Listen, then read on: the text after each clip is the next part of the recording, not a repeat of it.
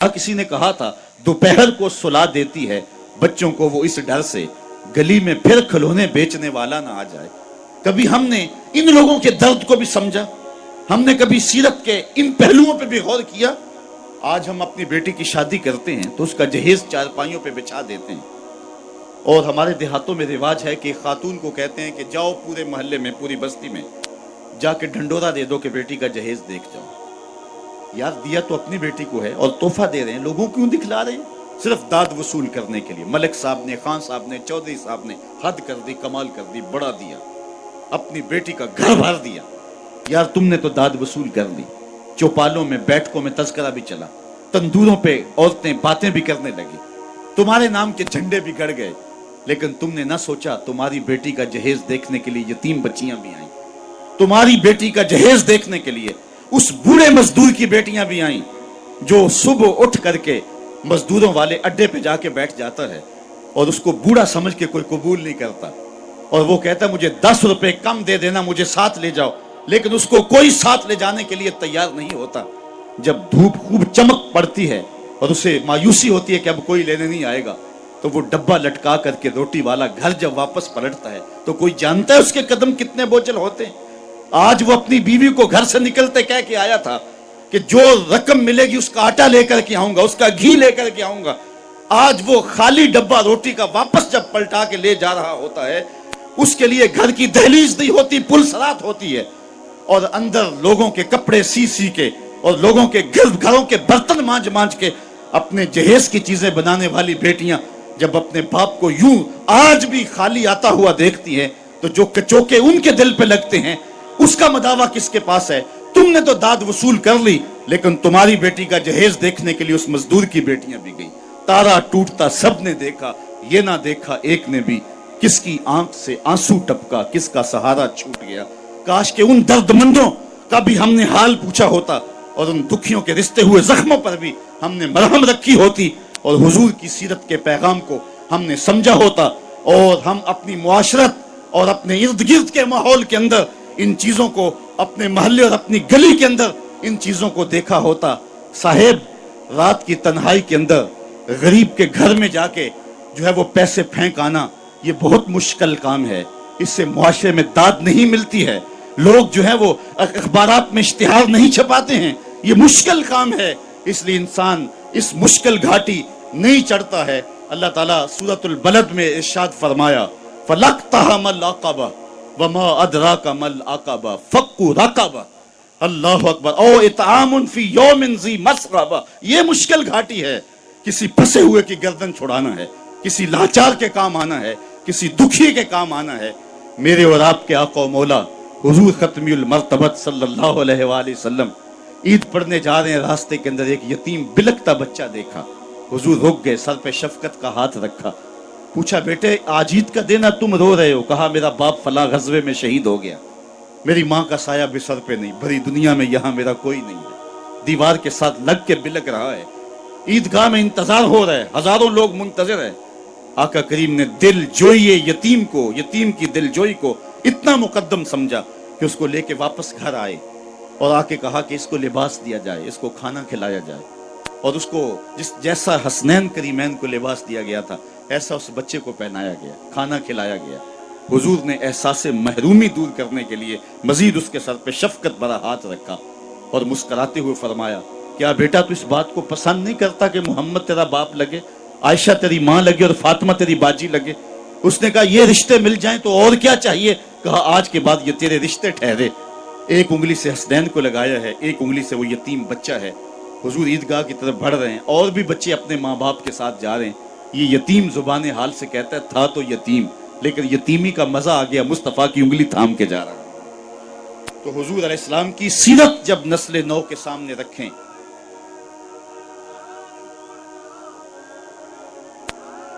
آج سسکتی انسانیت کی بات ہوتی ہے تو آج دنیا اس کی بات کرتی ہے، تو آئیے اپنے آقا کی سیرت کو اس روپ کے اندر دیکھیں، پڑھیں اور اس کی خوشبو کو پھیلائیں اور نسل نو کو بتائیں کہ آقا کریم علیہ السلام کس طرح دکھیوں کے درد بانٹنے والے تھے اور لاچاروں، یتیموں اور مسکینوں کے کس طرح کام آنے والے تھے۔ سمال الیتامہ عصمت للارامل، بیواؤں کے آسرے تھے، اور غریب ہو کے یتیم ہو کے یتیم پرور تھے. یہ 9 سال کی عمر ہے حضور کی. اس وقت کہا جا رہا ہے حضور کے لیے سمال الیتامہ، یتیموں کا سہارا اور آسرا ہیں. تو آقا کریم علیہ السلام نے ہمیں سیرت کے جو رخ دیے، سیرت کے جو انداز سکھائے. یار حضور کے تو معجزات بھی ہم دیکھیں تو وہاں بھی سیرت نکھرتی ہوئی دکھائی دیتی ہے. میری بات اگر طول نہ پکڑے تو مجھے ابو ہریرہ یاد آ رہے ہیں رضی اللہ تعالیٰ عنہ.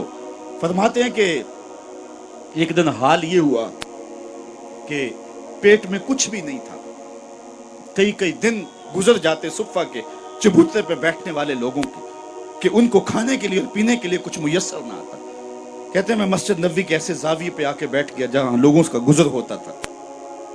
آرزو یہ تھی کوئی گزرتا ہوا شخص میرے چہرے کو پڑھ لے اور میرے من میں اتر جائے.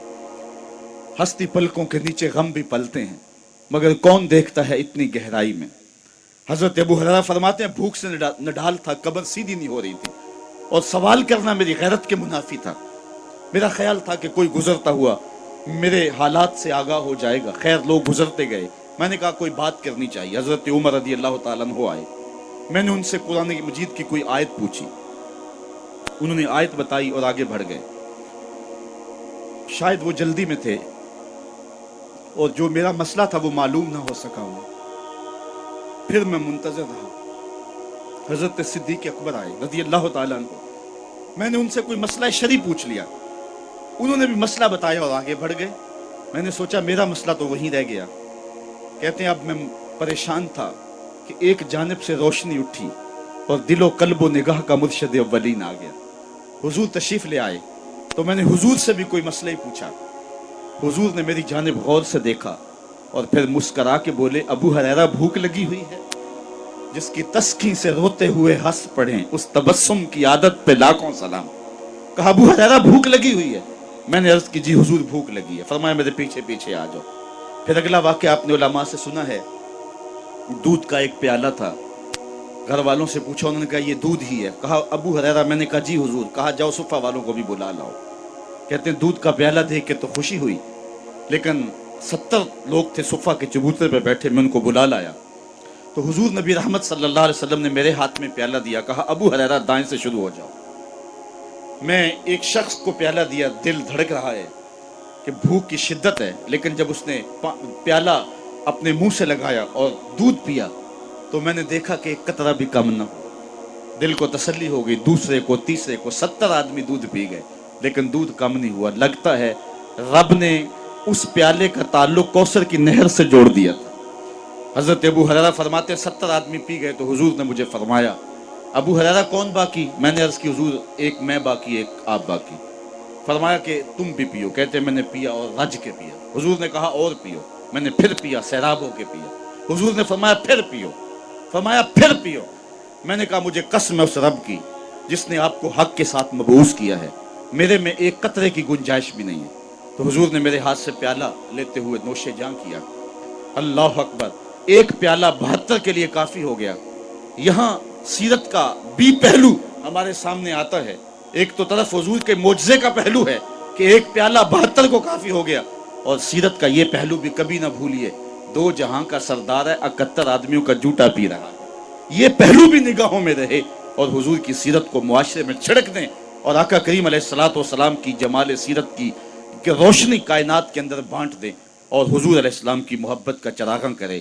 اقبال کہتا ہے اگر تم چاہتے ہو کہ حضور علیہ السلام کا پیار نئی نسل کے اندر منتقل کیا جائے تو پھر یہ کام تمہیں کرنے پڑیں گے کہ ان کو کثرت سے درود پڑھنے کی ترغیب دی جائے گی, حضور کے حسن و جمال کا تذکرہ سنایا جائے گا اور حضور کی سیرت کی خوشبو ان تک پہنچائی جائے گی. اور میں کہتا ہوں حضور کے مناقب اور فضائل کی کہانی ان تک پہنچائی جائے گی, رکھی جائے گی, اور عظمت مصطفیٰ کے قصیدے ان کے سامنے رکھے جائیں گے. یہ محافل نعت اور یہ مجالس نور اور یہ محافل میلاد نئی نسل کے اندر جو ہے وہ حب رسول کو داخل کرنے کا زود اثر ذریعہ ہے, اور ان کے نتائج اگر ہم حاصل کر پائیں اور ان کو ہم مؤثر انداز سے منعقد کریں اور ہماری محافل کے اندر جو کچھ چیزیں شامل ہو گئی ہیں جو اس کی روح کو مسخ کر رہی ہیں ان کو دور پھینکیں اور پھر اس سے زود اثر نتائج حاصل کر کے حب رسول کے چراغاں نئی نسل کے اندر کیا جا سکتا ہے.